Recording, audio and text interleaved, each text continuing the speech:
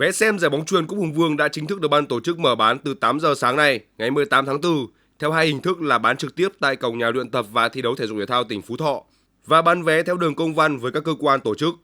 Ở Cúp Hùng Vương năm nay, mỗi tấm vé sẽ được xem 2 trận đấu trong các ngày thi đấu. Theo đó, vé xem ngày thi đấu vòng bán kết được phát hành với hai mệnh giá là 100.000 đồng và 120.000 đồng. Vé xem các trận đấu có trận chung kết và tranh hạng 3 có hai mệnh giá là 120.000 đồng và 150.000 đồng. Giải bóng chuyền Cúp Hùng Vương 2026 là một trong những sự kiện thể thao đặc sắc được tỉnh Phú Thọ tổ chức trong dịp Giỗ Tổ Hùng Vương, lễ hội đền Hùng và tuần văn hóa du lịch đất Tổ năm Bính Ngọ 2026. Giải diễn ra trong thời gian từ ngày 23 đến 26 tháng 4. Quy tụ 4 đội bóng chuyền nam và 4 đội bóng chuyền nữ có thứ hạng cao nhất tại giai đoạn 1, giải bóng chuyền vô địch quốc gia sẽ giành quyền tham dự. Đây là một giải đấu hứa hẹn nhiều hấp dẫn và luôn là món ăn tinh thần quen thuộc của khán giả yêu thể thao Phú Thọ mỗi dịp Giỗ Tổ Hùng Vương, lễ hội đền Hùng.